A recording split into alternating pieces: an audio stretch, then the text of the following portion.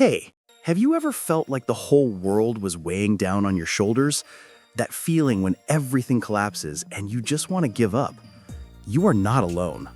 If you are between 18 and 35, standing at a crossroads, or just faced a major setback, you are in the right place. We grew up thinking that strong people are those who never fall, but that's a lie. True strength is not in avoiding pain, but in the ability to get up after a fall. And that ability has a name: resilience. I've been through extremely difficult phases where I wished I had a roadmap to get through it. So today, I'm going to share with you 9 scientific secrets that have helped me and thousands of others turn pain into power and pressure into motivation. These are not empty platitudes. These are practical skills that can be learned and trained. After watching this entire video, you will not only know how to overcome a crisis, but also how to grow stronger from it. You will understand why emotional wounds are the medals of honor on your journey of growth. Get ready. Let's start building the steel resilience within you right now. All right, let's dive in.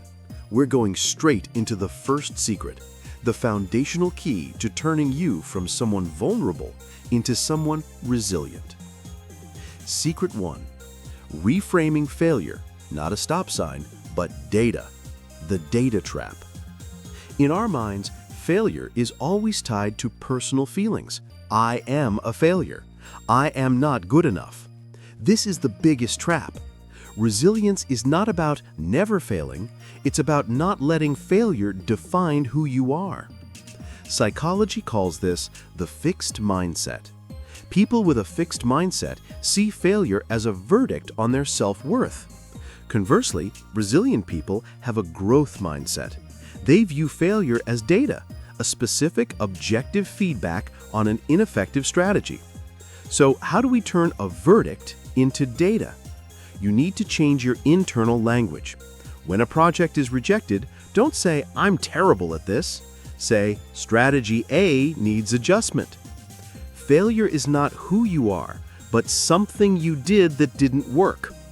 Let's take the example of a young person named Anne, who was trying to find their dream job.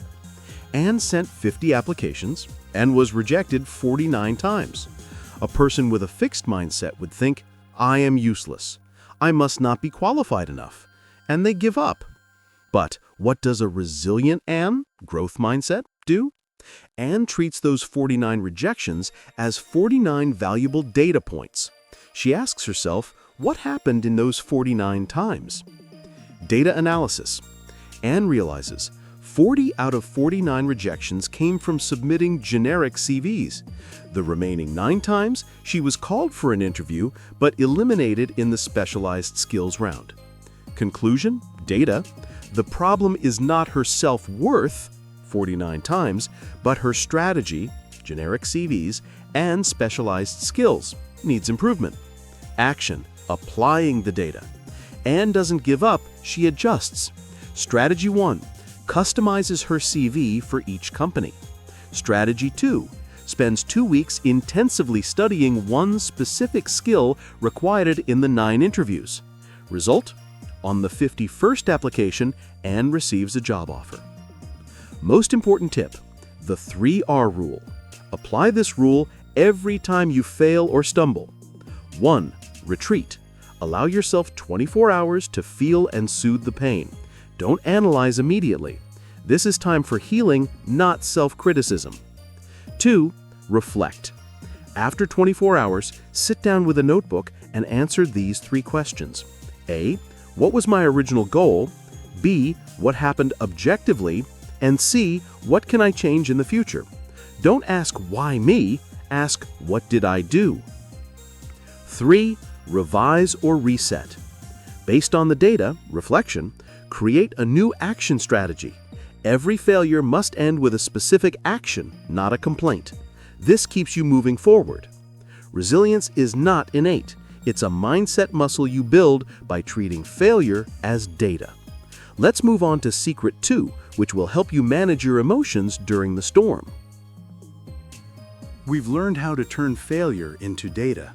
But the truth is, when pain hits, the data can fly away. The second secret is about how you stay grounded when emotions start to run wild. Secret 2. Emotional anchoring. Finding your anchor when the emotional storm hits. When stressed, our brain switches to fight or flight mode. The prefrontal cortex, the center for logic and decision-making, is muted. You are no longer the intelligent, rational person. You are a chaotic reflex system. Resilience requires you to create space between the stimulus, bad event, and your reaction. And emotional anchoring is the technique to create that space. An anchor is a physical or mental action you pre-trained that can pull you out of the emotional flood in just 60 seconds. Imagine you are men running a small business project. You just received an email that your biggest partner has withdrawn, costing you 70% of your revenue. The first feelings are panic, anger, and helplessness. If men reacts immediately, calling to complain, sending a whining email, he will make things worse. Instead, Min uses his pre-trained emotional anchor. Min's anchor, the 4-7-8 breathing technique. Inhale 4, hold 7, exhale 8 seconds. He doesn't need to think, he just performs it 5 times consecutively. This activates the parasympathetic nervous system, bringing the body back to a state of calm. Analysis. After 5 breaths, Min hasn't solved the 70% revenue loss, but he has regained the ability to think logically. Now he can sit down, apply Secret 1, turn crisis into data, and create Plan B.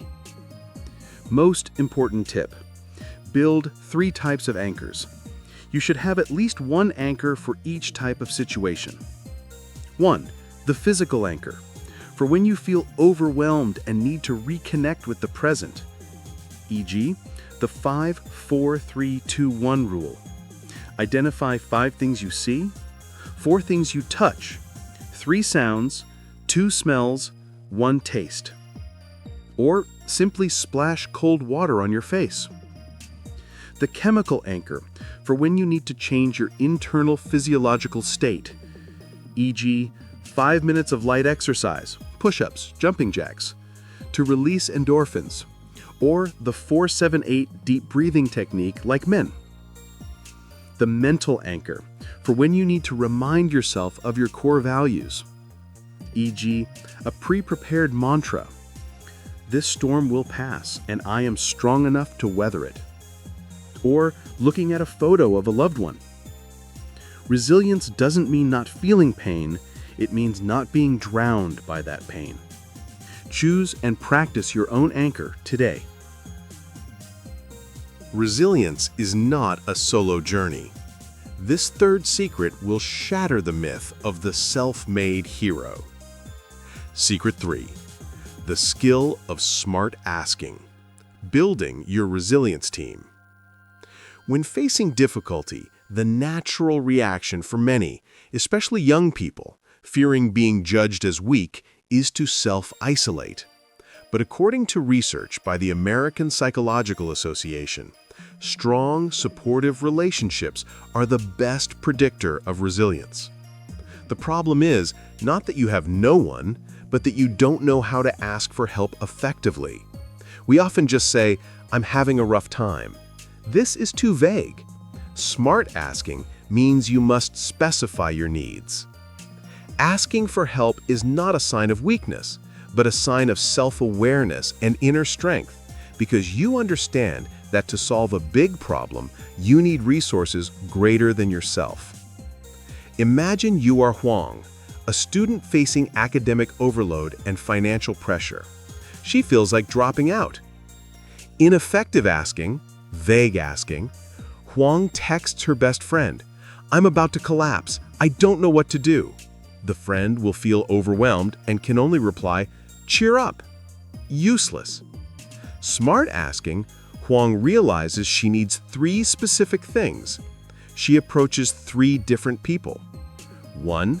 Academic advisor. "Can you help me review my schedule and cut one course? I need support on the strategy side." 2. Best friend, the listener. Tonight, I need 30 minutes to vent all my negative emotions without judgment. You just need to listen. No advice needed. 3.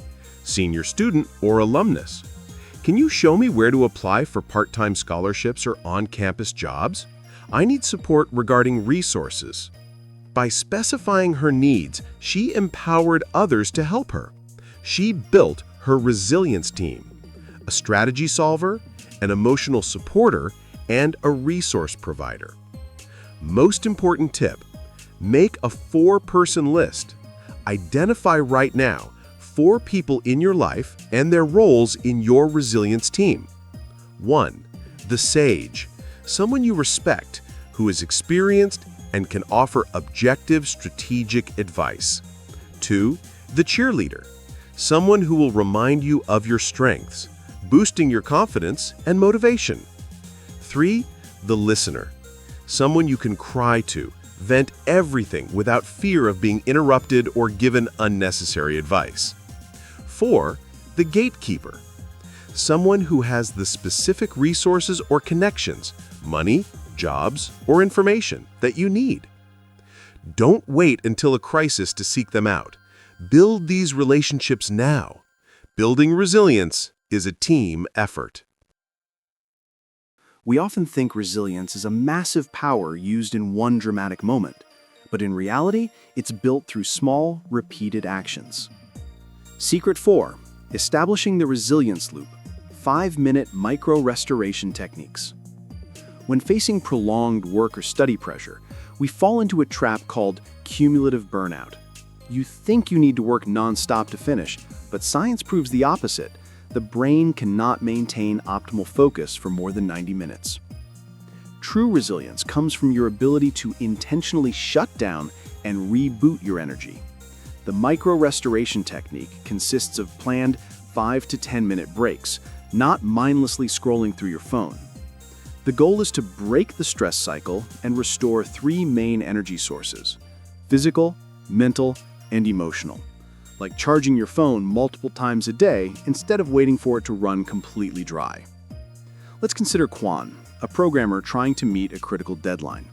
Kwan often works 10 hours straight, leading to brain fog and more errors that need fixing. Applying micro-restoration, every 60 to 90 minutes, Kwan forces himself to perform a 5-minute resilience loop.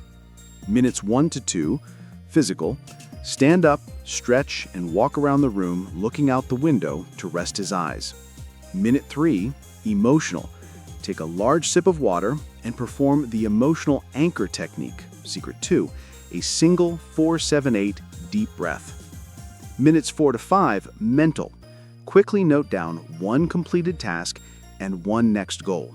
This creates a micro-win and resets his focus. Result, Kwan notices that after applying this, his actual effective working time increases and the number of errors significantly decreases. He doesn't feel burnt out at the end of the day. Most important tip, schedule your rest. Don't wait until you're tired to rest. Schedule your breaks like an important meeting. 1. Sensory tool, cold water. When feeling pressure rise, place an ice cube on your wrist or hand for 15 seconds. This is a gentle physical shock to wake up the nervous system and break the anxiety cycle.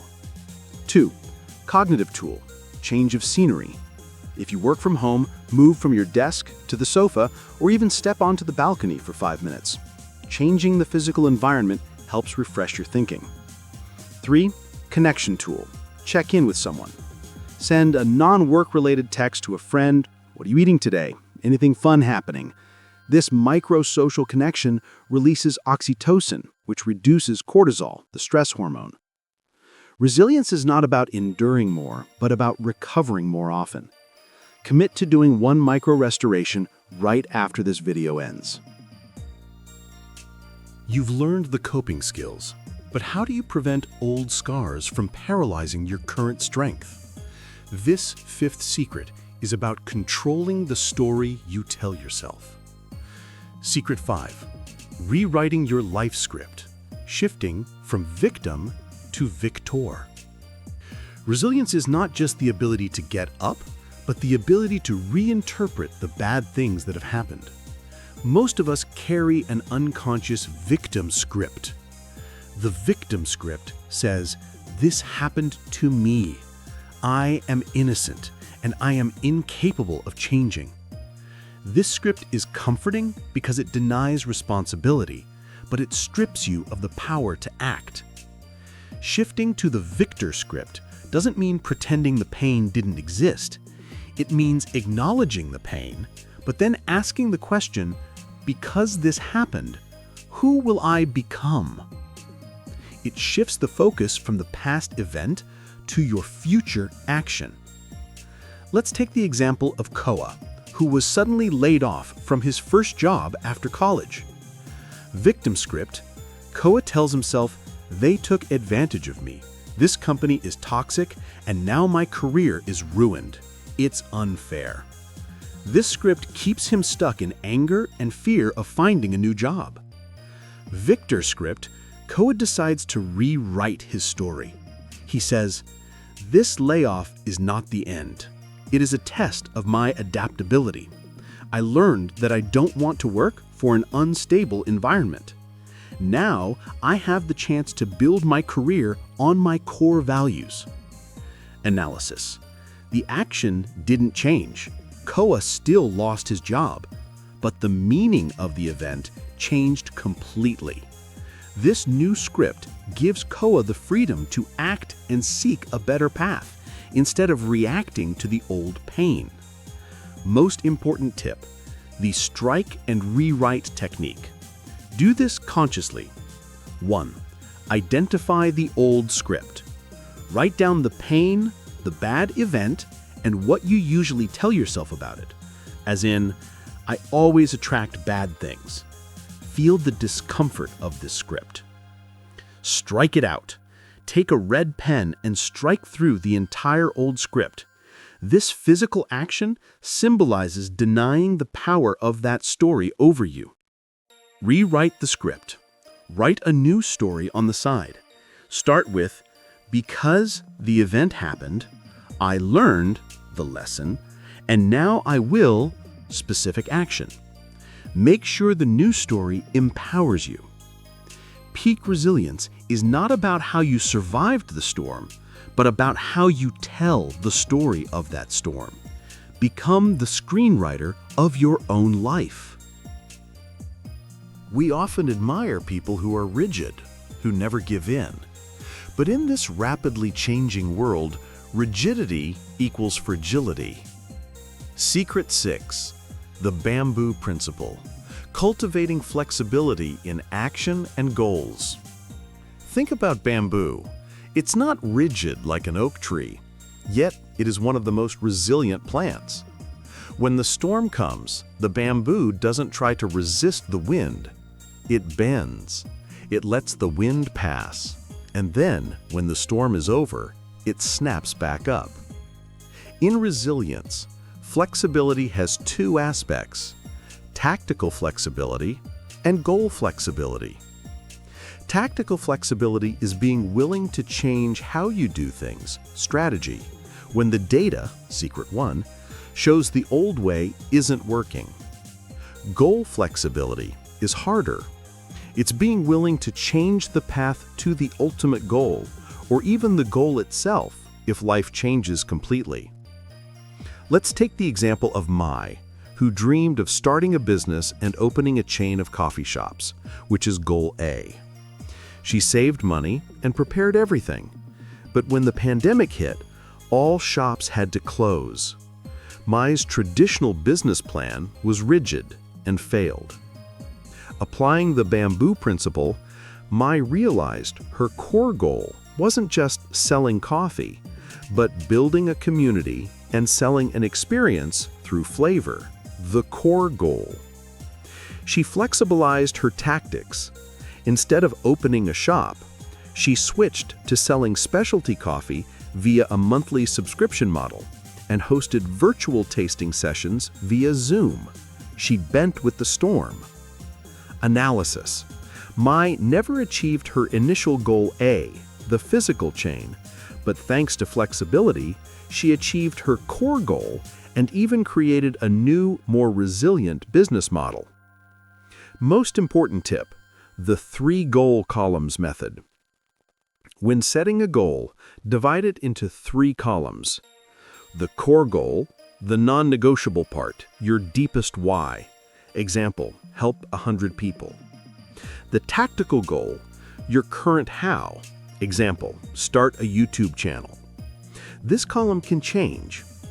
The contingency plan, the predetermined plan B.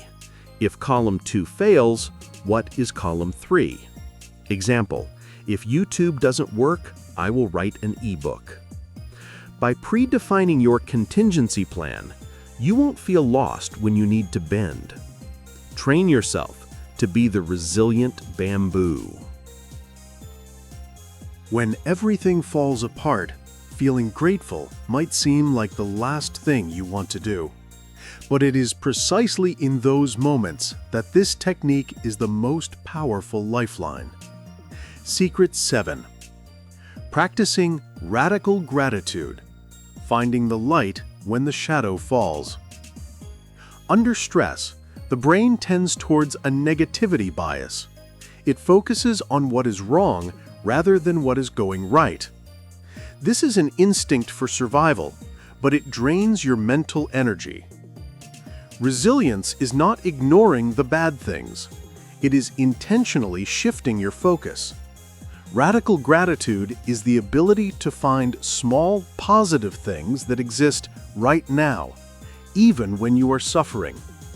It's not about being thankful for the failure, but being thankful for still being able to breathe or having a roof over your head. The practice of gratitude is scientifically proven to increase levels of dopamine and serotonin, 2 neurotransmitters related to happiness and motivation, reinforcing the brain's chemical resilience. Let's take the example of 2, who just lost a significant portion of her savings due to a bad investment decision. She feels ashamed and desperate. Instead of wallowing in self-blame, 2 uses radical gratitude to anchor herself. She doesn't thank the failure, but she writes, "I am grateful that my health is still good. I am grateful that my relationship with my family is solid. I am grateful that I have the skills to earn this money back. I am grateful that I learned this expensive lesson early." Analysts, this practice doesn't bring the money back, but it changes 2's mental state. It helps her break out of the victim state, Secret 5, and focus on the remaining resources, health, skills for rebuilding, Secret 1. Most important tip: practice 3 unbuyables. Every evening, try to write down 3 things you are grateful for that money cannot buy. 1. Relationships. The trust of a friend, the unconditional love of family. 2. Experience or lessons. The freedom you gained from a failure, thankful for not being stuck longer, or the pride in a personal achievement. 3. Internal resources. Your intelligence, creativity, willpower, or simply the ability to walk 10,000 steps a day. Resilience is a long game, and finding the positive in the simple things is the fuel you need to keep fighting. Let gratitude become your daily habit. We've learned how to restore energy, Secret 4. But what if your energy is constantly being drained by others? Secret 8. Establishing the energy buffer, protecting personal boundaries from exploitation. Resilience isn't just about withstanding pressure from work or study. It's also about the ability to say no to demands and people who drain your resources. If you constantly say yes to everyone, you are saying no to your own recovery. Personal boundaries are the buffer zone that protects your energy. It's a clear message: I respect myself and my time. Setting boundaries is not selfish, It is self-preservation. In psychology, a lack of boundaries often leads to cumulative resentment and eventually burnout, which destroys your resilience. A resilient person knows they must manage access to their time and energy. Let's take the example of Lynn, a young employee who is always the one volunteering for extra work and helping colleagues, even when it costs her sleep.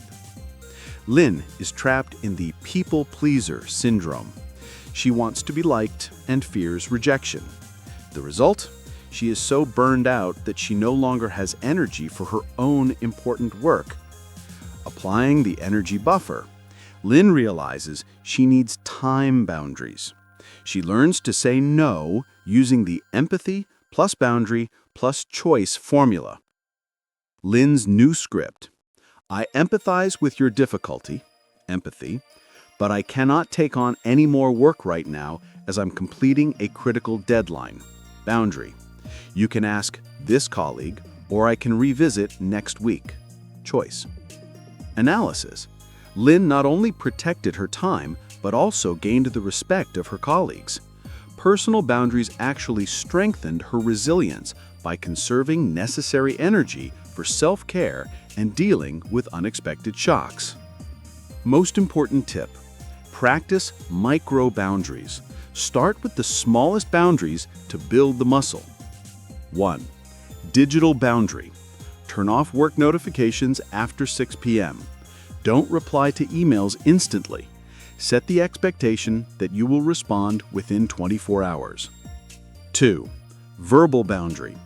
Instead of saying yes, say, I will check my calendar and get back to you.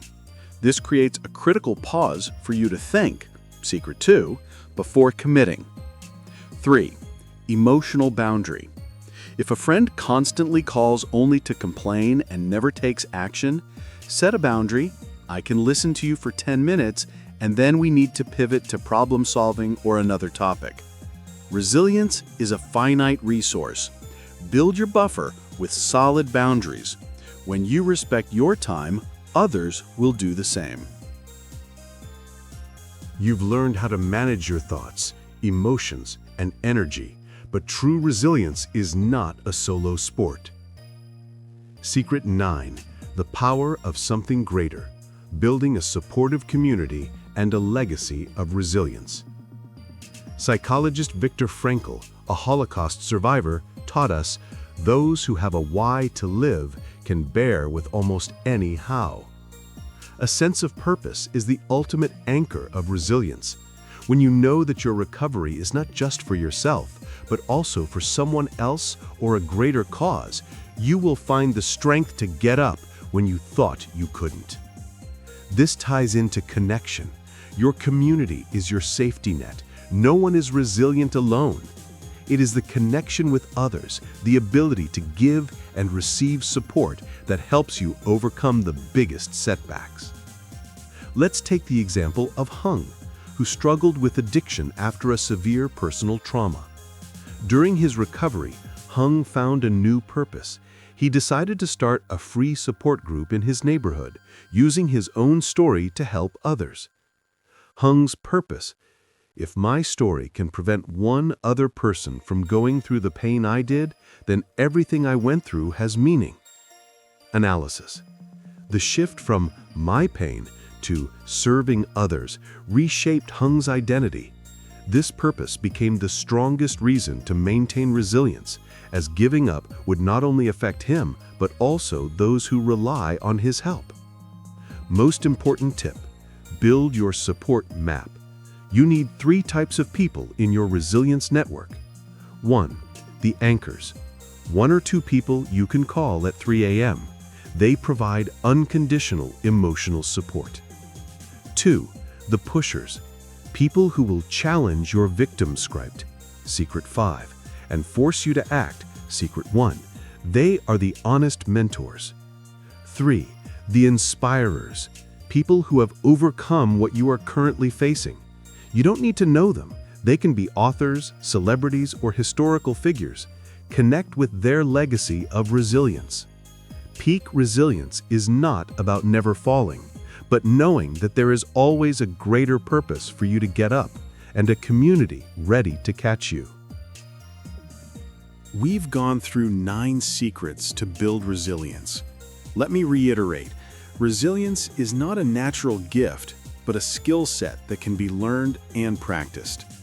Remember, you cannot control the storm, but you can control your ship.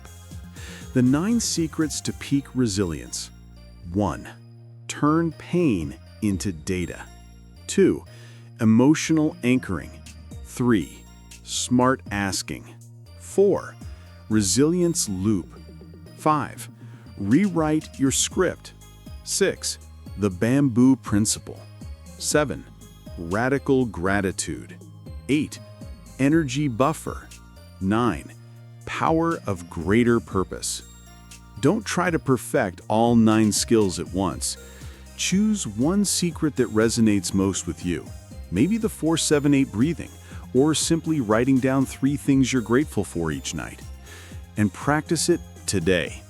Now, it's time for your first resilient action. If you found this video valuable and want to build your resilience muscle, please like this video so the algorithm knows this is important content. Subscribe to the channel for more in-depth personal development strategies. And most importantly, share the secret you plan to practice this week in the comments below. Our resilient community is waiting for your story. Thank you for watching. Remember, you are stronger than you think. See you in the next video.